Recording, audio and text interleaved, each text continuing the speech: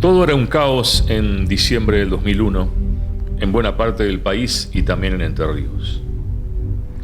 La mayoría de los empleados públicos hacía 3 meses que no cobraba y los jubilados no recibían sus haberes desde agosto.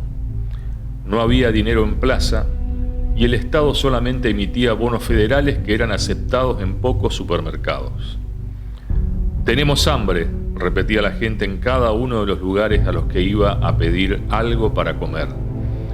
Mientras tanto, en vez de adelantar la entrega de bolsones de alimentos a los más necesitados, los funcionarios de Acción Social del gobierno de Sergio Montiel optaron por mantener los tiempos previstos y respetar el cronograma. El estallido no se hizo esperar. Primero explotó Concordia y a las pocas horas llegó el caos a Concepción del Uruguay, donde se desvalijaron comercios por primera vez en la historia. El efecto cascada hizo que Paraná se convirtiera luego en el centro de los saqueos de la provincia.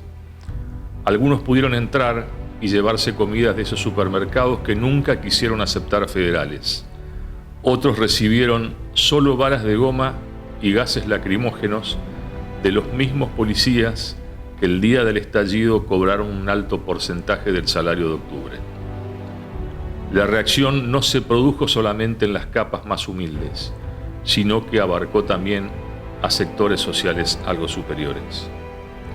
El gobernador Montiel estaba feliz por la dimisión del titular del Palacio de Hacienda, Domingo Felipe Cavallo. 3 días antes, había manifestado que vislumbraba un positivo panorama para el año 2002, y esa misma noche del 20 de diciembre, pese a los continuos saqueos y desórdenes en la provincia, dijo que la situación en Entre Ríos era de tranquilidad, aunque aseguró que había numerosos policías heridos y más de 100 detenidos. De 2001, día de desgracia nacional. Yo me encontraba en Buenos Aires porque nos habían convocado. Tan es así que no pudimos ni llegar a la Casa Rosada por los acontecimientos de pública notoriedad.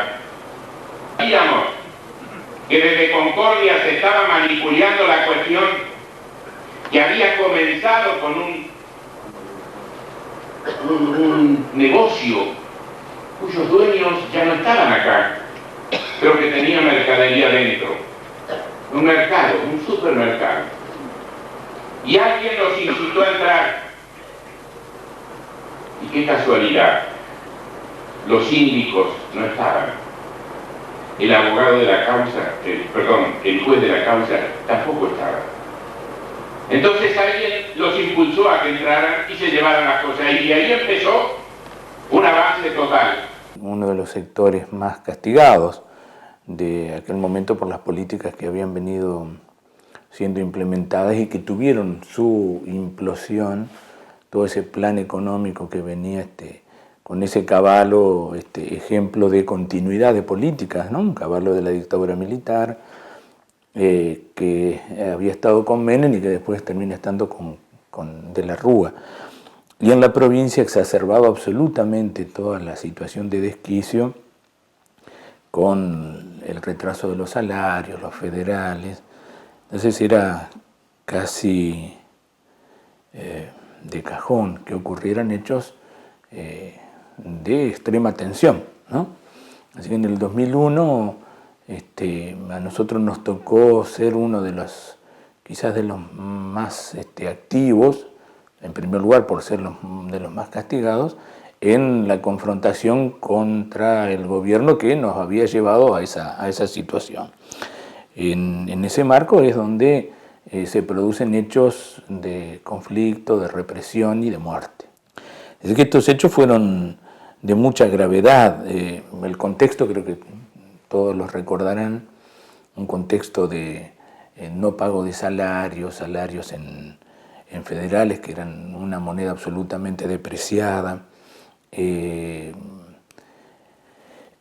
declaraciones de ilegalidad permanentes, y cada huelga que reclamaba por el pago de salario era declarado ilegal, ¿no? Con todo lo que conlleva en cuanto a sanciones.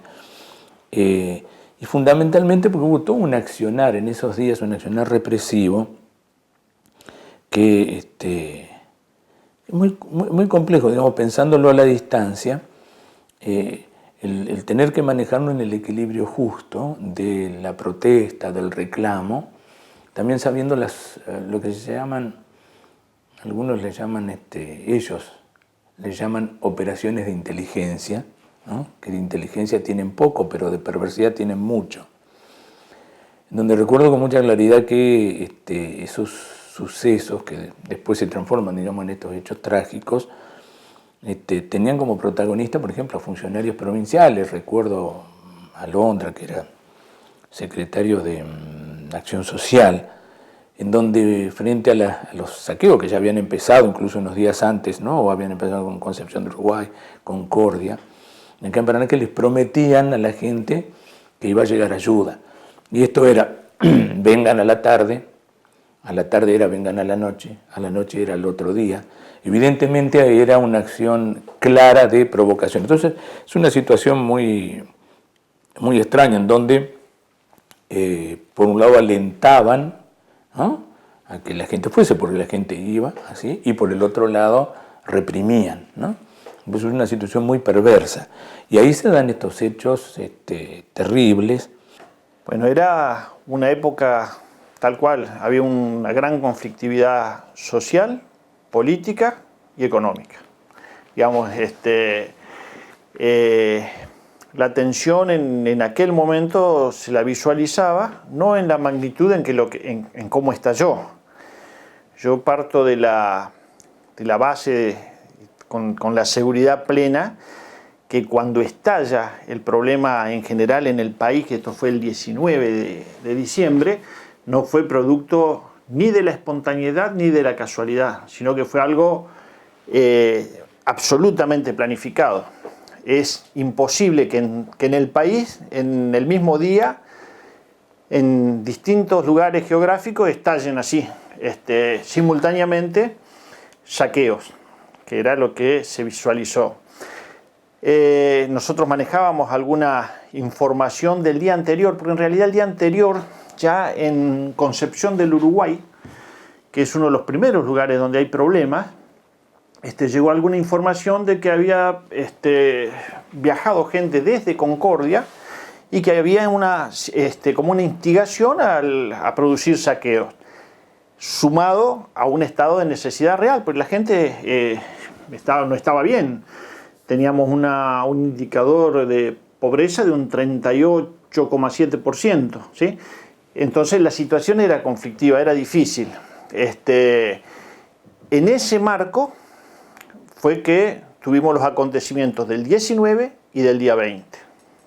Bueno, el 19, como decía recién, comenzaron los saqueos en supermercados, muy, muy dirigidos, cuando no era por alguna radio que decía en tal lugar van a entregar alimentos.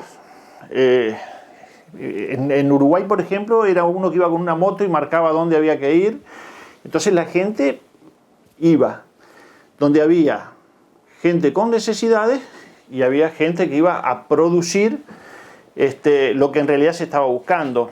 No tengo ninguna duda, y en esto coincido de alguna manera, si bien tenía más información ella que yo, con lo que después dijo Cristina Kirchner en el año 2012, era presidenta en ese momento, y ella señaló lo que ocurrió en el año 2001 fue producto de una ingeniería del Partido Justicialista y de sectores del sindicalismo. Dice que usaron el manual de los saqueos para producir la caída del gobierno.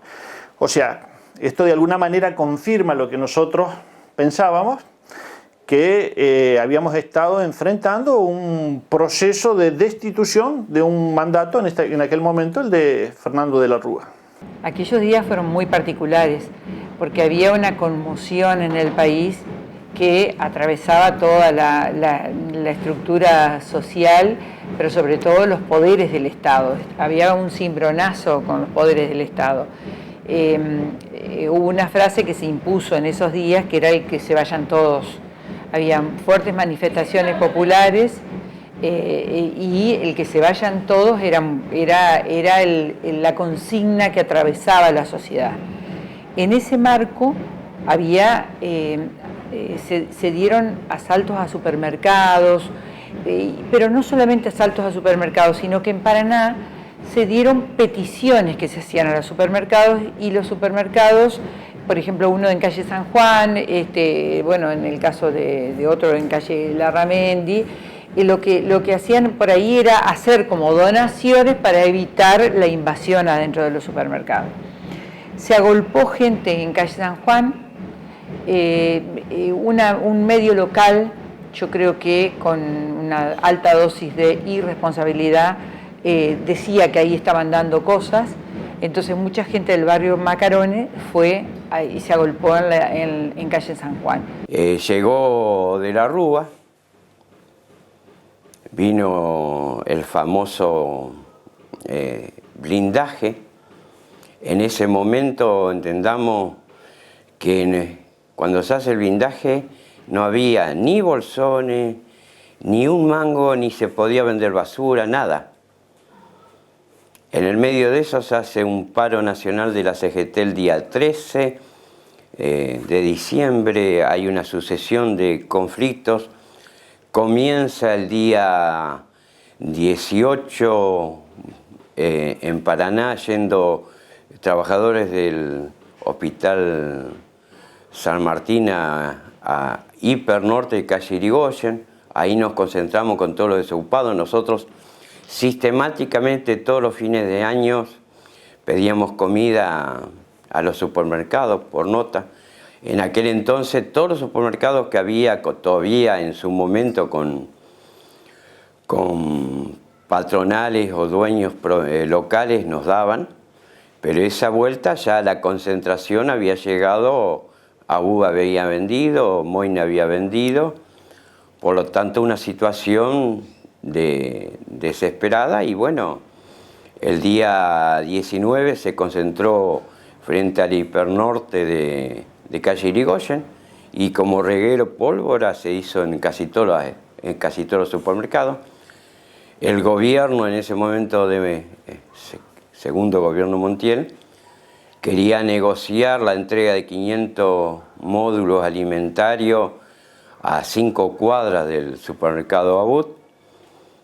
Esto estamos hablando, empezó a las 8 de la mañana, a las 10 de la mañana empezó la concentración frente al Hipernorte de los desocupados, y los bolsones llegaron a las 5 de la tarde. Por supuesto que ya a esa altura 500 bolsones o 500 módulos alimentarios no alcanzaban. Y bueno, pasó todo lo que pasó. Acá hubo corridas ahí, hubo corridas allá por Loma, en San Agustín. Se comenzó a la noche a concentrarse frente al Güelmar. El gobierno no abría las manos. Es más, ponía el estado de sitio nacionalmente. Por lo tanto, hubo una rebelión nacional, no tan solo de desocupados, sino en el caso de Capital Federal, marcharon las capas medias, porque también vino, con el blindaje vino el congelamiento de los depósitos bancarios. Y luego vino el 20, nosotros nos habíamos concentrado en la Plaza de Mayo con la multisectorial.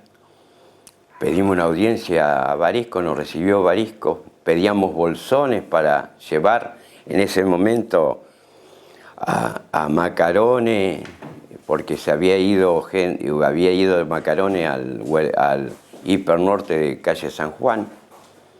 La gendarmería los acompañaba en el transitar, porque corrían rumores que iban a entregar bolsones, cosa que no sucedió.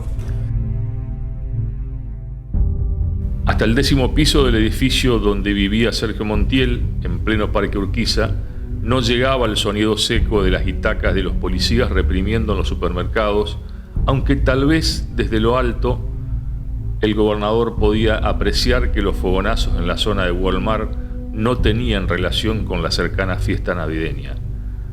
Afuera era un caos como nunca se había vivido en Entre Ríos en los últimos 20 años. La bronca fue creciendo con el correr de los días, alimentada por la constante falta de respuestas. El gobernador minimizó primero lo planteado por los intendentes del norte provincial. Tampoco le dio demasiada importancia a los reclamos del intendente de Concordia, Hernán Orduna. En esa ciudad, la situación social explotó, pero Orduna nunca obtuvo la atención de los integrantes del gobierno interrriano. Nadie quiso saber demasiado y solo hubo algunas declaraciones circunstanciales como para tranquilizar por unos días las aguas turbulentas en una población que en los últimos años siempre tuvo una desocupación que rondó el 30%, aunque el INDEC nunca reconocía más del 20%. Bueno, realmente fue un diciembre sangriento, un diciembre trágico.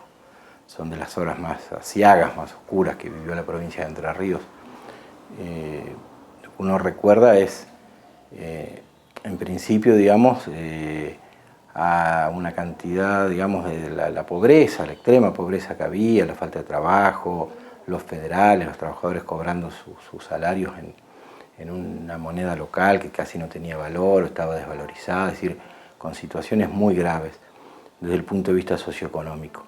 Y ese 19, bueno, de que mucha gente, yo estaba en mi estudio, que quedaba en calle San Luis y Nogoyá, a las de la tarde, y veo mucha gente humilde del barrio Macarones, pero muchos, yo tenía cientos de personas que se movilizaban hacia los supermercados y que venían con alimentos y con distintas cosas. Ya a la tardecita de ese día me vienen a buscar a mí al estudio, ya te digo, estaba a 2 cuadras del barrio Macarones, para avisarme que habían matado a una nena o habían herido a una nena ahí del barrio. Entonces vamos con mi socia, con Analía Vargas, corremos hasta el barrio, nos entrevistamos con algunos familiares cercanos, ahí nos enteramos, digamos, de la circunstancia de que había sido herida en el Parque Verdú y que los familiares directos habían concurrido al hospital. Y bueno, y lo que se veía era de una situación se empezaba a conocer, digamos, situación de una represión brutal por parte de la policía. En ese momento nosotros integramos la multisectorial en defensa de Entre Ríos y su pueblo, que funcionaba en la sede de ATE, cuyos principales, digamos, dirigentes eran Edgardo Mazzarotti de ATE o Beatriz Montaldo de ACMER, y estaban, digamos, todos los gremios estatales, AGER y bueno, un montón de organizaciones de derechos humanos, sociales y partidos políticos, y veníamos movilizándonos diariamente en contra de las políticas de hambre y de ajuste, y en ese momento debido a las políticas de represión.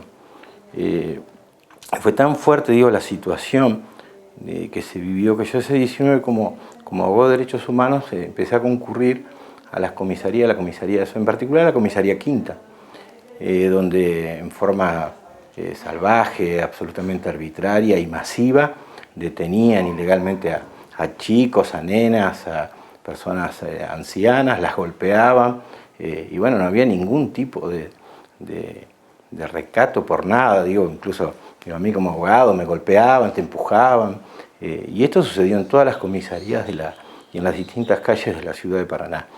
Incluso a los propios trabajadores y trabajadoras que se movilizaban, fuimos reprimidos, digamos, fuertemente con gases lacrimógenos, con postas de goma. Diciembre del 2001, yo era presidente de la Cámara de Diputados.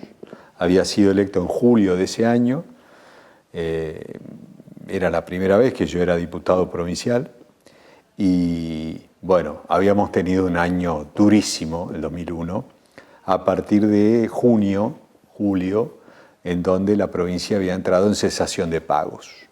Había problemas con la coparticipación, con la deuda, la provincia estaba endeudada y los bancos habían embargado la coparticipación de la provincia, con la cual teníamos enormes dificultades. Y además dificultades políticas, porque a diciembre del 2001 la relación entre la legislatura, los distintos partidos que la componíamos, incluso los legisladores oficialistas y el gobernador, era bastante mala, era bastante tensa. No obstante eso, nos reunimos, los presidentes de los partidos con representación legislativa, y elaboramos un documento de respaldo al gobierno provincial, de respaldo institucional. Recuerdo que estaba, por ejemplo, Urribarri, que era presidente del bloque justicialista, el diputado Regiardo, que era socialista, había del Frente Grande, del peronismo que habían entrado en la lista de la Alianza, bueno, el senador Casareto, en aquel momento Casareto era senador, había un grupo de gente, Raúl Solana, bueno, un grupo de gente que nos reunimos y dentro de la Casa de Gobierno elaboramos ese documento y lo publicamos. Eso fue a la tarde. Al atardecer ya había manifestaciones frente a Casa de Gobierno y en toda la ciudad. Estaba el tema de la toma de los supermercados y demás. Y yo estaba dentro de la Casa de Gobierno ese día, en mi oficina, ahí en Córdoba, en México y Santa Fe, en la presidencia de la Cámara de Diputados. El día, primero, las fuerzas policiales venían, se encontraban todas acuarteladas desde hacía varios días, producto de la situación que se vivía. ¿Qué significa esto? Estaban en un estado de un cansancio y un agotamiento notorio. No hubo de ninguna manera una instrucción de vayan a reprimir. Esto no existió. No existió acá y no existió, creería que en ningún lugar del país así de vayan, repriman y como... Lo que pasa es que hay, por eso señalaba lo anterior, hay intereses políticos en decir, este gobierno salió a reprimir. Lo que estoy marcando con anterioridad es cómo sucedió el hecho, porque es una cuestión de una magnitud política importante, que hay que manejarlo en su conjunto. Entre Ríos no estaba aislado. Lamentablemente, esto tengo que decirlo, cargamos con muertes. Y eso es algo que nos pesa, me pesa a mí, le pesa a todo el mundo y a todo el país. Tuvimos en aquel momento 38 muertes en el país, bajo gobiernos de distintos signos políticos. No era que se morían donde gobernaban los radicales y donde había gobernantes de otro partido o del justicialismo, no, al contrario. Buenos Aires de Rucauf, la Santa Fe de Reutemann tuvo muchos más muertos. Pero no es una cuestión de medir números de muertos, sino la gravedad institucional de lo que pasaba. Concretamente en la provincia, me acuerdo, estalló Concordia. Fueron estallando casi todas las ciudades, pero lo más marcado fue Concordia, Concepción del Uruguay y Paraná. El día 20 de diciembre, ese día que fue cuando ocurren los acontecimientos más graves acá, ese día yo estaba en Buenos Aires. Había viajado a Buenos Aires con el por entonces gobernador, con el doctor Montiel, porque ante la gravedad habían convocado a todos los gobernadores y a los ministros. Recuerdo que me entero lo que pasó acá recién a la noche. Si bien esto ocurrió en horas, creo que no me acuerdo, esas 7, 8 de la tarde, de noche, yo me entero a la noche. Los saqueos empezaron en Concordia y resultaron incontrolables. Primero fueron los supermercados, pero cuando no alcanzó la mercadería, se avanzó sobre los pequeños almacenes. A las pocas horas se contagió la tranquila Concepción del Uruguay, donde no quedó ni un supermercado sin desvalijar en la madrugada de ese martes. También se aprovechó una situación.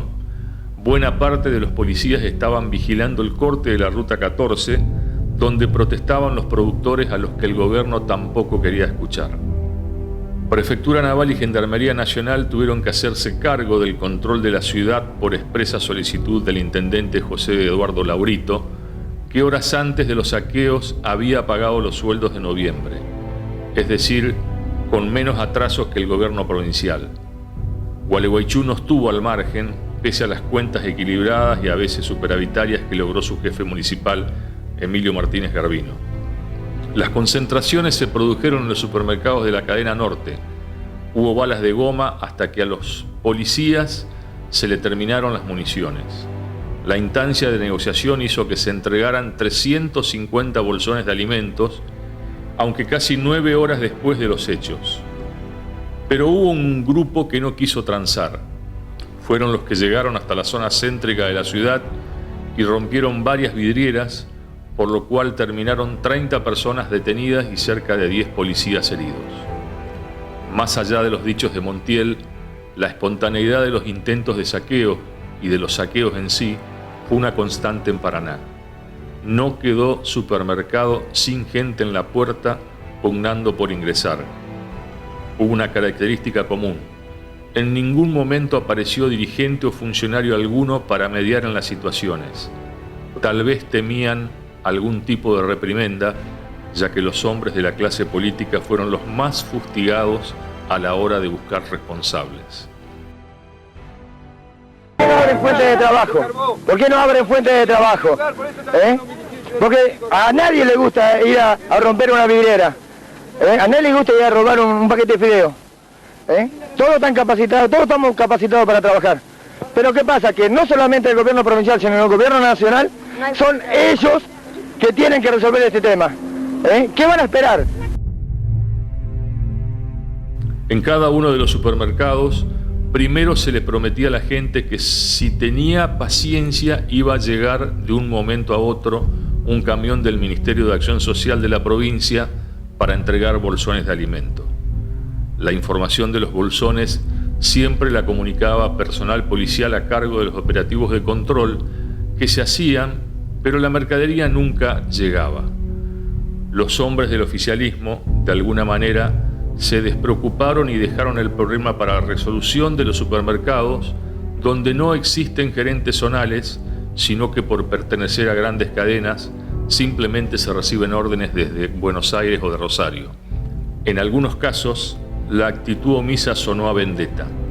Muchas de las empresas atacadas fueron, salvo Coto, las que no aceptaban los bonos federales emitidos por el gobierno provincial, lo que provocó un particular desagrado en buena parte de la población que únicamente giraba en sus operaciones hogareñas en torno a la moneda dispuesta por el Poder Ejecutivo Provincial. Coto fue también uno de los lugares más custodiados, no solamente por la policía, sino por personal de seguridad privada que se apostó en los techos. Pero hubo una particularidad.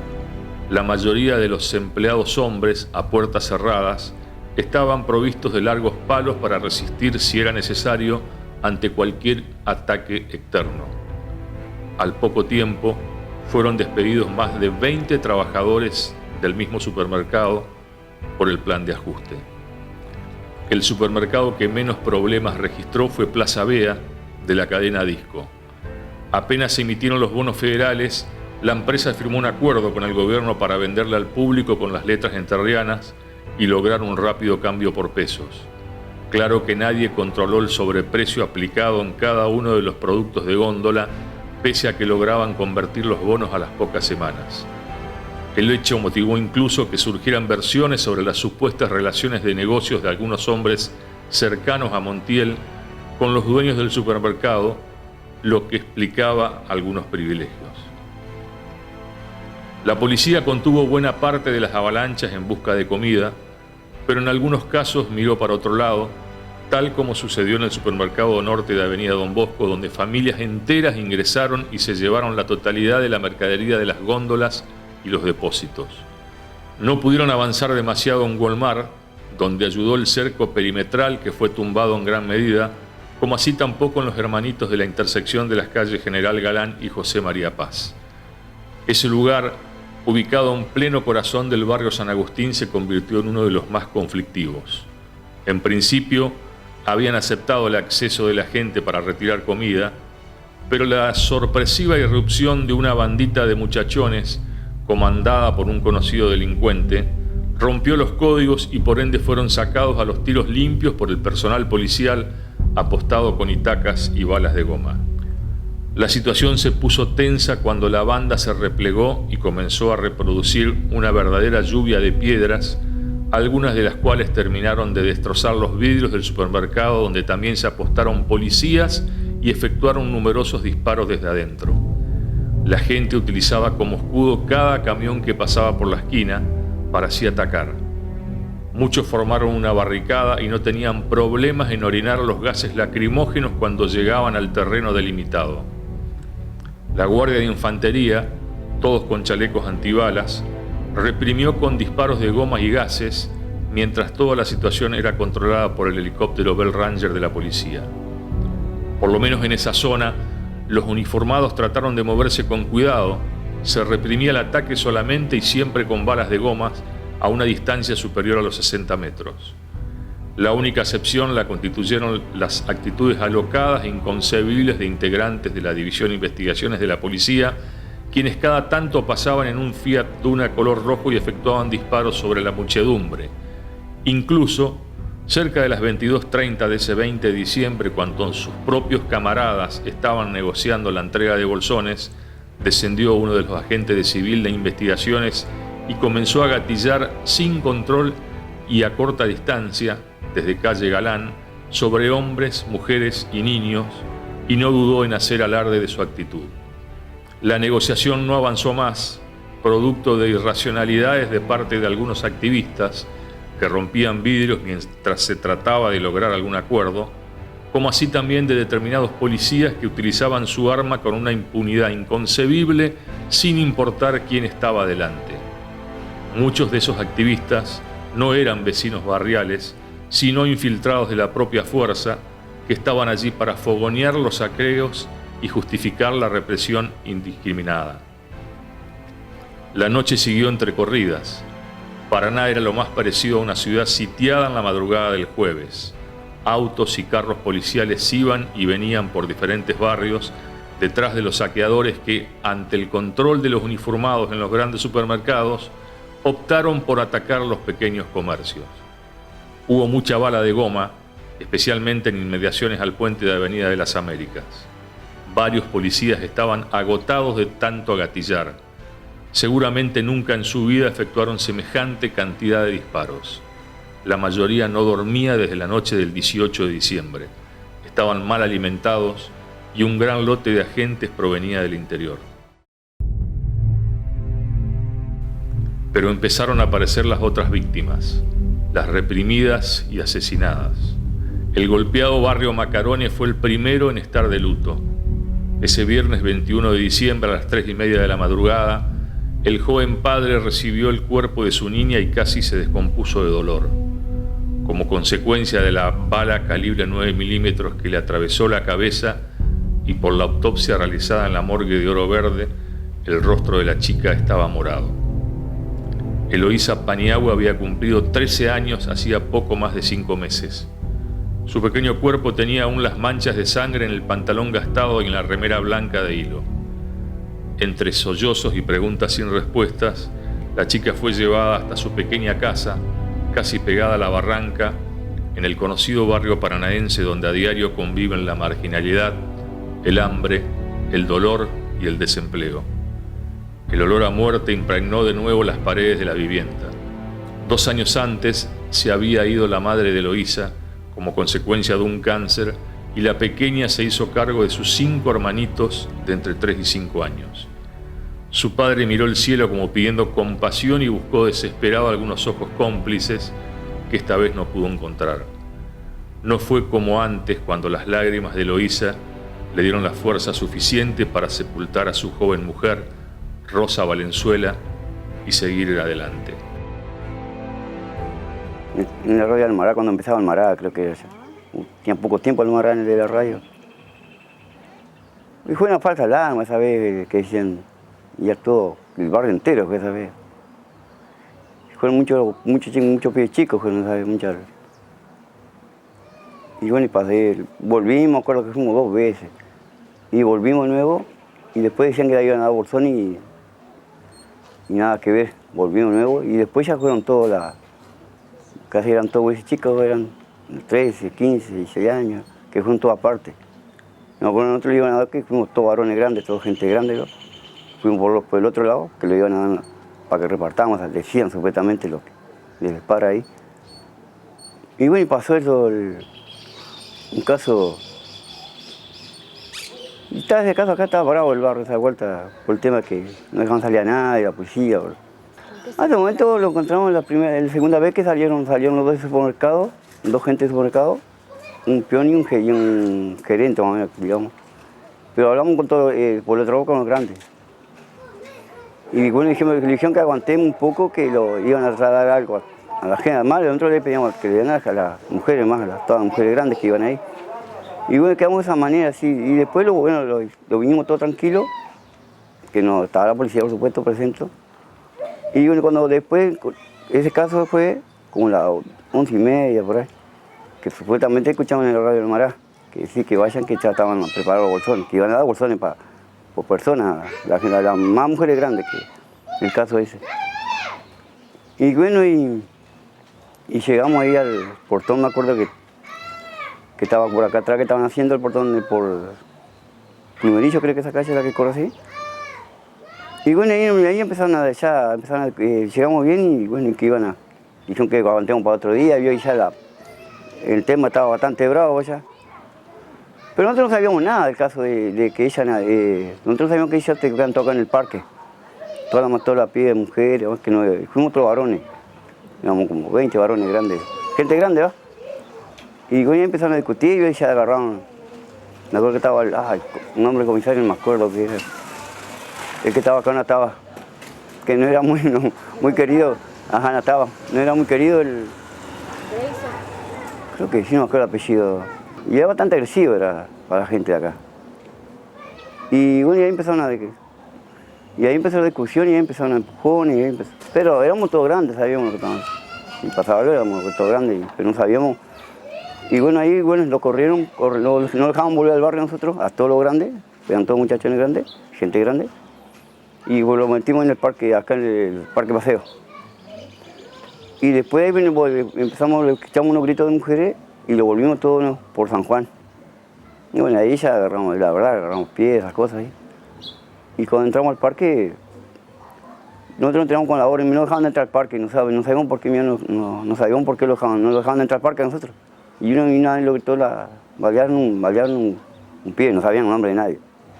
Bueno, ahí en el momento había padres, como yo padre, había muchos padres. Cuando nosotros llegamos al parque ya le habían cargado a la Eloísa. Se le habían llevado un auto particular, un patrullero que la llevó. La llevó un patrullero y ahí era una guerra de campaña en un sentido. Yo me enteré como a la hora más o menos que pude lograr pasar para el hospital porque no lo dejaban pasar a nadie. Entre ellos estaba Eloísa Paniagua, que era una niña de 13 años de edad, era una criatura, incluso de contextura física muy chiquita.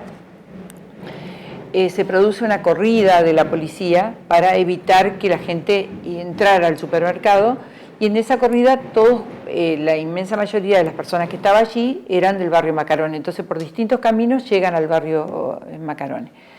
En el caso de Eloísa entra por el Parque Verduc y había una persecución policial.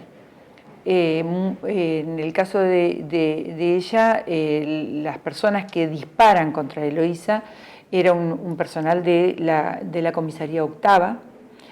En realidad, todo el episodio indicaba que si había algún disparo para disuadir alguna situación de violencia, la policía tendría que haber disparado con los proyectiles antimotines. El argumento posterior de la policía fue que no tenían. Bueno, ese era un argumento suficientemente válido como para que no hubieran efectuado ningún disparo, y en realidad lo hicieron igual. Y un disparo de un proyectil de un personal de la comisaría octava es el que impacta sobre Eloísa y la mata. Y enteré que cuando entré acá al barrio decían que era Eloísa. Yo pensé que la hermana mayor que tiene ella. Jessica. Y como estaba embarazada del pibe que vivía acá conmigo, mi nieto, pensamos que era ella, como le faltaba poco para tener, creo que le faltaba un mes, muy poco, días le faltaba, creo. Y bueno, y llegamos al hospital y bueno, y me enteré eso, que se me había caído el cielo encima. A mí, aparte le faltaba la madre ya. Y entonces ahí, pero yo reconozco este caso que me ayudó. Bueno, el caso es que fuimos al hospital, estuvimos ahí, estuvo como un par de horas, no duró, no mucho. Llegamos el otro día de la mañana temprano, me salieron un médico y explicaron que no había que esperar ahora nomás porque más me explicaron lo que había pasado, pero no entiendo mucho lo que pasó en el cuerpo de ella. Y bueno, y ahí pasó lo que tuvo que pasar y Nosotros capaz que no eran tantos gurises que había en esa época, tantos pibes que tantos nenas que eran como 20 gurises chicos por el parque. Bueno, y ahí me acuerdo llegó el final, Gómez Chapita, que falleció ya, que era muy conocido el barrio. Llegaron los dos tíos que ya fallecieron, un tío chamaco, siempre andaba de gorro, siempre lo iba a acordar, porque siempre nos sacaba el gorro de vaquero que tenía. Y bueno, y ahí, después lo entero, 3 días, todo. Traumatismo de cráneo encefálico fueron las frías palabras escritas por uno de los médicos para certificar la muerte violenta de Eloísa. Un proyectil de arma de fuego que labró en el cerebro un túnel amplio con desgarros del tejido noble cerebral, acompañado de fracturas de huesos del cráneo, fue el resultado de la locura y la irracionalidad de un hombre de la fuerza policial enterriana. Eloísa estaba en el féretro con su pantalón nuevo. Se lo había regalado su padre luego de ver las notas de la escuela. Hasta tenía un 10 en formación ética y ciudadana. La piba nunca pudo disfrutar ese jean. Lo iba a estrenar en Navidad y solo alcanzó a probárselo un día antes de morir. El desfile de amigos era incesante en el barrio. Nadie podía creer lo que había ocurrido. La pequeña era un ejemplo para todos. No solo cuidaba a sus hermanos desde que se levantaban hasta que se acostaban, sino que, además, se hacía tiempo para ayudar al padre Alejandro en la parroquia, donde servía la leche a cada uno de los chicos que concurrían a diario. A la misma hora en la que la estaban velando, los representantes del poder político, los mismos que felicitaron a la policía por su accionar represivo contra los saqueadores, salieron raudamente triunfantes de la casa del partido de la Unión Cívica Radical. Tomados del brazo, avanzaron desafiantes en una marcha a pie. Estaban a no más de 10 cuadras del dolor de los Paniagua. El grupo avanzó rodeado de policías de civil que se habían apostado en horas previas en las adyacencias de la sede radical.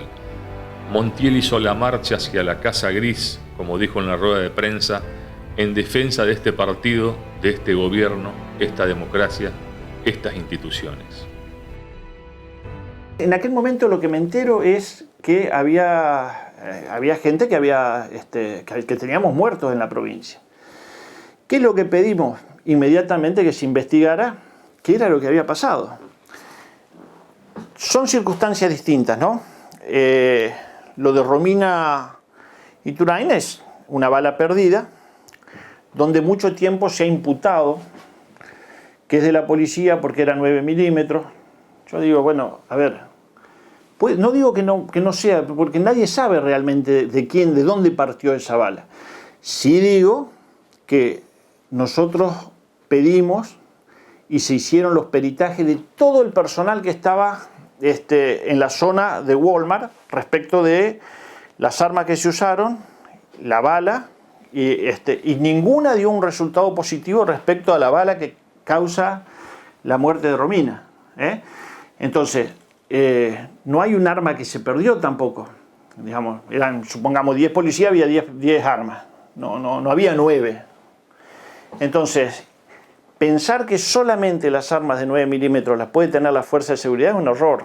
La tienen la delincuencia, lo tienen muchas, incluso gente civil tiene armas de ese calibre.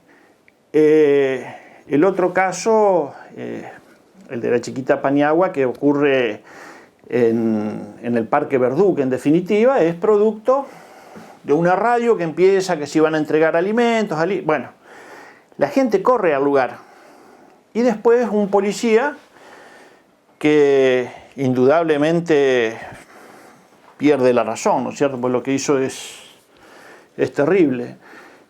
Ahora, acá hay una cuestión. En todo el proceso que se lleva a cabo, el proceso penal respecto del policía hasta la condena, Martínez era el apellido, hasta la condena, no hay una sola mención de responsabilidad respecto de las autoridades o que podría haber recibido alguna orden. No existía eso. Y fíjense que la representante, la querellante en lo civil era Rosario Romero, digamos. ¿Y dónde estábamos? Bajo gobiernos ya, si bien la justicia es independiente, estábamos bajo gobierno de otro signo político. ¿Qué quiero decir con esto? Que realmente buscar responsables de que hayamos tomado la decisión de enviar a la policía contra la gente no existe, es una cuestión política, siempre lo tomé así, y creo que a la luz del tiempo está absolutamente claro.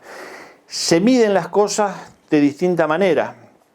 Y me entero de los hechos y de la muerte de 2 chicas. En ese momento lo llamé al jefe de policía y él me dio una explicación para mí inconsistente, por decirlo de alguna manera, de lo que había pasado. Bueno, para mí ese fue un quiebre, es decir, una situación que me definió existencialmente. Mujeres y niños habían ingresado corriendo al Parque Verdú por la puerta principal para desde allí acceder rápidamente al Macarone, ya que el predio no tiene cerco perimetral. Cuando llegaron a la pista de atletismo del lugar, observaron que ingresaba un Fiat Duna color blanco perteneciente a la comisaría octava. Una sola persona iba adentro. El policía detuvo la marcha de su vehículo, se bajó y se acomodó para tirarle a la gente. La escena era patética.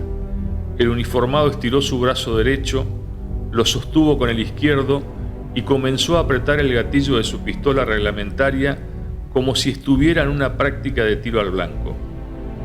Todos corrían de espalda al policía a unos 15 metros de distancia.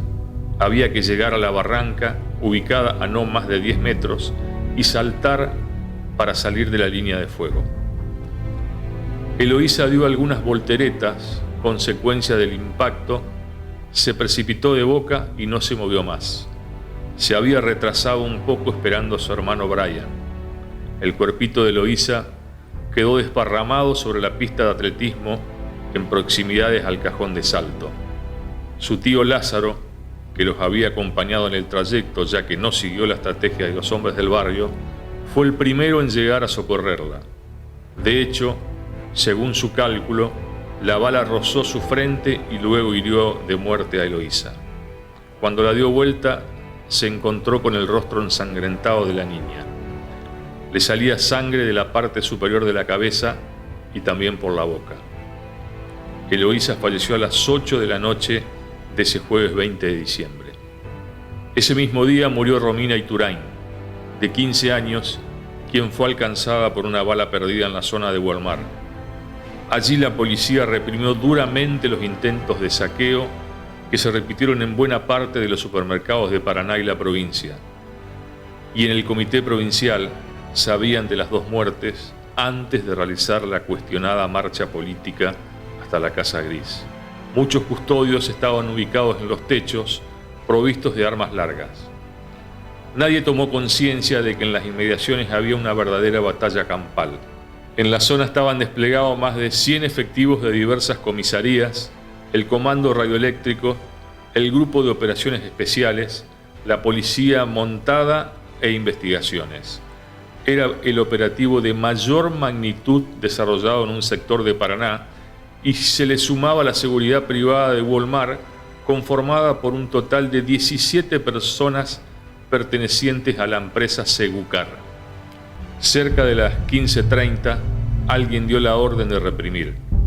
Comenzaron los tiros desde los techos de Walmart, donde había personal policial y de seguridad privada, pero también disparaban los efectivos que se desplegaron en la adyacencia. Hubo quienes trataron de hacerle frente, arrojando piedras, pero la mayoría comenzó a correr en forma alocada, tratando de sobrevivir a la fuerte embestida. Andrea, la prima de Romina, alcanzó a ver que las primeras que llegaron desesperadamente hasta la zona de su casa fueron unas 20 mujeres. Todo fue en una ráfaga de segundos. Romina, que iba delante de Andrea, se cayó al suelo y quedó debajo de un espejo. La joven alcanzó a mirarlo fijo, con los ojos desorbitados, como pidiéndole auxilio, pero no le contestó. Ya no podía emitir sonido. Andrea vio que le salía demasiada sangre. Allí entró en razón de que una bala la había herido gravemente. El proyectil, de una pistola calibre 9 milímetros le atravesó el pulmón y quedó incrustado en el ladrillo hueco de la vivienda, según se pudo determinar minutos después. En los dos casos, por distintas razones, un grupo de abogados estábamos moviéndonos en Paraná porque había gente detenida, mucha gente detenida en la comisaría quinta de la ciudad de Paraná. Me acuerdo que éramos 10, 15 abogados que andábamos detrás de la gente que estaba detenida porque eran manifestantes los que estaban detenidos. En algunos casos algunos manifestantes gremiales, en otros casos gente que era capturada por la policía y llevada a la comisaría quinta. Recuerdo que ese día me encontré con una cantidad de colegas que estábamos preguntando por gente detenida en la quinta y me contactaron los papás en el caso de Eloísa, el contacto me hace una periodista, me dice, el papá de Eloísa anda queriendo un abogado, está en el Hospital San Martín, me fui a hablar con él en el Hospital San Martín, y en el caso de Mario Iturán me contacta Mario, no me acuerdo por quién, y desde allí me convertí en la persona que los representó en los procesos penales. Fui a las pericias que se hicieron, fui a la búsqueda del proyectil que había herido a Eloísa, a Romina Iturán. Cuando fui al lugar, en días siguientes, había sido extraído del cuerpo de Romina el proyectil, pero no se había identificado, el proyectil había atravesado el cuerpo de ella y no se había identificado ni el curso de dónde venía ni nada, no se había hecho una pericia balística ni identificación de qué arma había salido ese proyectil. Y yendo al lugar, en la casa de Mario Iturán, logramos, mirando el lugar, yo advertí que había un agujero en una pared y le pedí a los peritos que estaban actuando que se indagara en ese agujero en la pared. Y de adentro de ese agujero en la pared se sacó el proyectil que había atravesado el cuerpo de Romina. De ahí es que me quedó que era un proyectil encofrado del tipo que usaban las armas de la policía en ese entonces, y empezamos a peritar armas de la policía. Se peritaron cientos de armas de la policía y cientos de armas del servicio penitenciario. No logramos. ¿Y por qué del servicio penitenciario? Porque el servicio penitenciario había sido intervenido por el gobernador Sergio Montiel, y había gente de la policía dentro del servicio penitenciario. Entonces, peritamos muchísimas armas y no logramos dar con el arma que había disparado ese proyectil. Entonces nunca pudimos establecer quién había sido el autor del disparo. Yo tengo para mí que el disparo provino de armas de algún arma de la policía. Nada indicaba que hubiera armas en mano de particulares en la zona, y ese caso nunca se logró esclarecer quién fue el autor. En el caso de Eloísa sí se logró establecer quién fue el autor. Se detuvo a la persona que efectuó el disparo. Se le hizo un revenido químico en las manos y se comprobó que había disparado, se comprobó que el arma había sido disparada, se secuestró el arma, todo eso se hizo en las horas siguientes a la muerte de Eloísa y se logró condenar a la persona. Fue una reunión, recuerdo, en la casa del Partido Radical, una asamblea ahí. De ahí se improvisó y se decidió salir a la calle, dirigirse hacia Casa de Gobierno tipo movilización. En aquel momento estaba tambaleando el gobierno nacional, y a lo mejor el gobernador pensaba en ese momento que lo mismo pasaba en la provincia. Sí, la respuesta política fue horrible, porque fue de apoyo a la represión. Fue muy desafortunada, prácticamente se felicitó a la policía. Lejos de removerse, el jefe de policía se lo felicitó y hubo una movilización de apoyo, no de repudio a las muertes. Los repudios llegaron tiempo después, digamos, pero o fueron, en todo caso, en aquel momento, de todas las organizaciones que estábamos tratando, defensoras de derechos humanos, o los que estábamos tratando de hacer una defensa jurídica de las víctimas y de evitar la represión. Pero la respuesta fue de convalidar estos actos, que eran absolutamente injustificados. Los primeros que reaccionaron fueron los dirigentes y militantes de ATA Entre Ríos. La desazón por las muertes era muy fuerte. Se juntaron en la puerta del gremio y fueron marchando hasta la Casa de Gobierno. La columna de ATE, de no más de 200 personas, llegó hasta la puerta de la Casa Gris. Desde algunos vehículos bajaron cubiertas, las encendieron y se lanzó una bomba molotov. La puerta comenzó a arder intensamente. Del lado de adentro del edificio había no menos de 100 policías formados. Ninguno de ellos hizo nada para apagar el incendio. Recién comenzaron a movilizarse cuando pasaron por el lugar 2 funcionarios de Montiel. Los intentos fueron en vano. La mayoría de los extinguidores no funcionaban. La puerta se quemó fundamentalmente por la apatía de policías y bomberos que recién trataron de sofocar el fuego cuando el daño era irreversible. Después de haber ocurrido los asesinatos, 2 conocidos en aquel momento, el de José Daniel es a posteriori, y después de aquel episodio de la puerta de la Casa de Gobierno, Montiel hace una marcha desde el Partido Radical hacia Casa de Gobierno, diciendo un montón de cosas desquiciadas, francamente desquiciadas, porque habló, incluso si algunos lo recuerdan, habló hasta de guerrilla, de cosas por el estilo. Hizo una serie de improperios, digamos, contra quienes protestaban, pero no tuvo ni siquiera una sola palabra de mención a que habían fallecido personas, ni siquiera aquellas que la corrección política indica, ¿no? de por lo menos decir algo respecto de sus familiares, los deudos, el dolor, nada, absolutamente nada. Sergio Montiel no podía creer la noticia que le daban desde la policía el 31 de diciembre de 2001. Apenas habían pasado las 21 cuando le avisaron por teléfono que habían encontrado el cadáver de José Daniel Rodríguez, a quien se había visto por última vez en la revuelta del 20 de diciembre, cuando los vecinos intentaron ingresar al predio de Golmar para obtener alimentos. El joven, de 25 años, apareció casi momificado en un pastizal del nuevo Parque Urquiza. El cuerpo estaba debajo de 3 cubiertas de automóvil y tenía 2 disparos cerca del tórax. Lo encontró un ciclista que pasaba y sintió el olor. Es decir, lo que no percibieron los patrulleros que diariamente recorrían el lugar en esos días de convulsión. El cuerpo de Rodríguez se halló a no más de 200 metros de donde lo vieron con vida por última vez. José Daniel, él estuvo en el hipernorte de calle Irigoyen. No le alcanzamos a dar porque se daba primero a grupos familiares, él estaba solo, a pesar de que vivía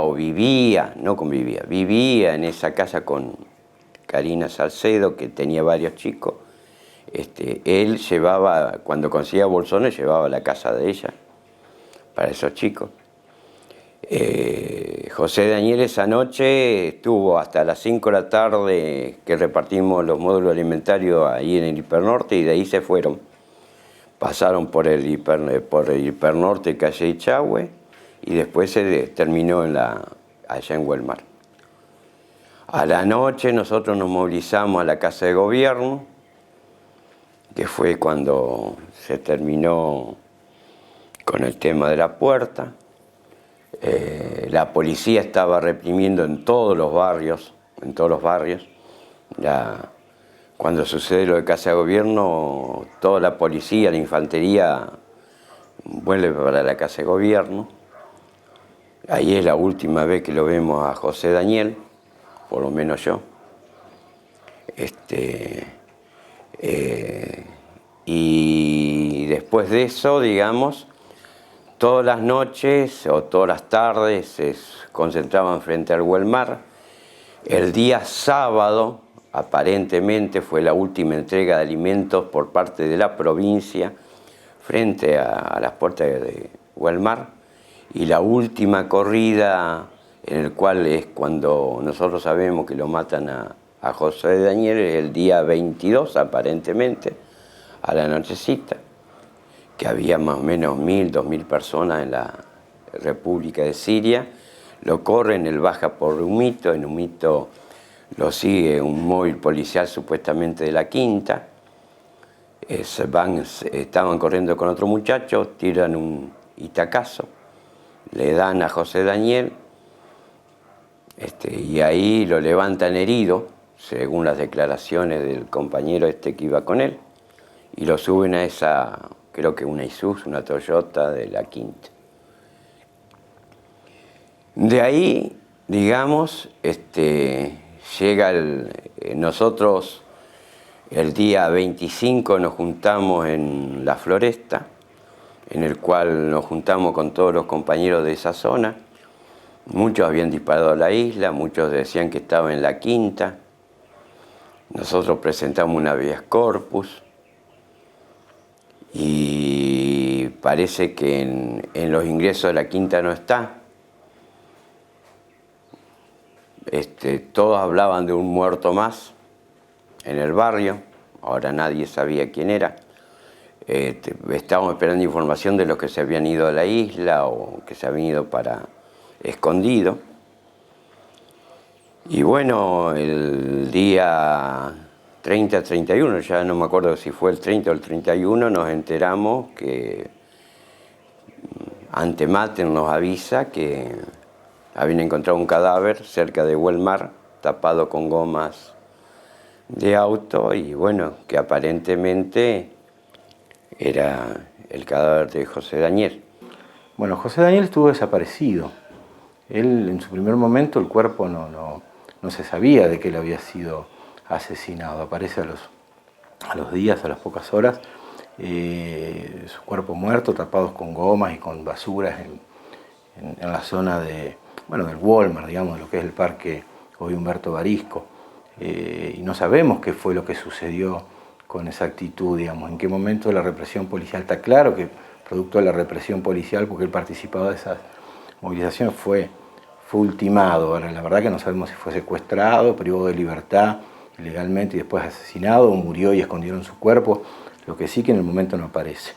Y bueno, y lo de Romina y lo de Eloísa es lo que se sabe, digamos. Fue en el caso de Eloísa, venía atravesando el Parque Verdú, el parque escolar de aquí de la ciudad de Paraná, después de ir hacia un supermercado, y un agente policial le disparó y la asesinó. Digamos, había muchos disparos, también no solamente de postas de goma, sino con balas de plomo. Y en el caso de Romina Iturralde, en la misma circunstancia, digamos, en la zona del Walmart también fue ultimada por un disparo. Obviamente en esas circunstancias así, siempre queda la duda, digamos, quién fue el que efectuó el disparo, pero está absolutamente claro que fueron ultimadas ellas dos y José Daniel por el accionar de las fuerzas policiales. Yo insisto, digo, había una situación muy grave, estaban absolutamente desaforados. Esa noche, del 19, el mismo 20 de diciembre, que me tocó vivir a mí, fue uno de los días más virulentos que yo viví, de mayor gravedad, incluso en términos, digamos, hasta en lo personal. Fue una situación, porque ahí no había respeto absolutamente para ninguna norma, no había ningún juez que tuviese intervención en los hechos, que intentara poner un poco de cordura. Obviamente que del poder político tampoco se imponía un mínimo de cordura hacia los funcionarios policiales, que primero que eran muchos, que era casi toda la fuerza, y que detenían y golpeaban en forma masiva a miles de personas. Con José Daniel Rodríguez es el caso más complejo en cuanto a la enorme dificultad para conseguir y tener datos. Es decir, él militaba en la corriente clasista, participaba también de la multisectorial por vía de esa agrupación. A él se lo ve también entre los grupos que van yendo a pedir, sobre todo en la zona de Gualmar. Creo que él es visto por última vez el 21 de diciembre. Y bueno, hubo presentaciones de habeas corpus, etc. Alguien comentó en su momento que vio que fue lastimado, herido por perdigones de la policía, y después de un tiempo, digamos hasta ahí es lo último que se ve, después de un tiempo aparece, después de varios días, su cadáver aparece en estado de putrefacción, en donde la autopsia puede determinar que hubo perdigonadas de escopeta, pero después nunca más se pudo saber. Es decir, además no tenía familia, todas situaciones que lo hacen absolutamente más difícil. Lo que está claro es que está dentro del marco represivo que hubo esos días. Tiene su importancia también, por ejemplo, por el tema del arma. Digo, porque me parece que esto es una de las cosas que hilvana los tres hechos, es que hubo un accionar policial de represión absolutamente. Usted sabe que la policía tiene una estructura jerárquica, funcional, que responde a autoridades superiores, y que en estos casos las órdenes siempre vienen de más arriba, no son de más abajo. En el proceso institucional, en ese momento, lo que se buscaba era mantener la estabilidad del gobierno. Yo no tengo presente el momento en que se hizo la marcha, porque la verdad que en la provincia, después de eso, hubo mucho tiempo que se siguió queriendo voltear al gobierno. De hecho, hubo radicales que hicieron fuerza a ver si podían golpear el gobierno. No se logró destituir al gobernador. En ese sentido, digamos, no hay puede haber una demostración, digamos, de poder político, pero no todo lo que se está haciendo está bien, es así, acá no hay lugar para ninguna discusión, no, esto no, de ninguna manera. Lo que pasa es que hay circunstancias donde uno lamentablemente no puede controlar el total de una fuerza policial. Esto es imposible. Ninguno de nosotros tenía el arma cuando Martínez gatilló. No se me hubiera ocurrido. Tampoco se me hubiera ocurrido tirar un tiro ni en Navidad, ni en Año Nuevo, ni cuando está pasando algo con una bala perdida que mata a una criatura. Esto realmente creo que había gente muy enferma produciendo caos.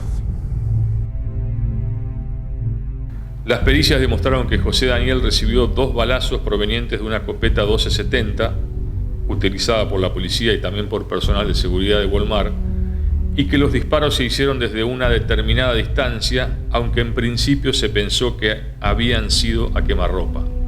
Los únicos rastros estaban en el cadáver momificado de José Daniel Rodríguez, con sus 25 años y su mueca de dolor.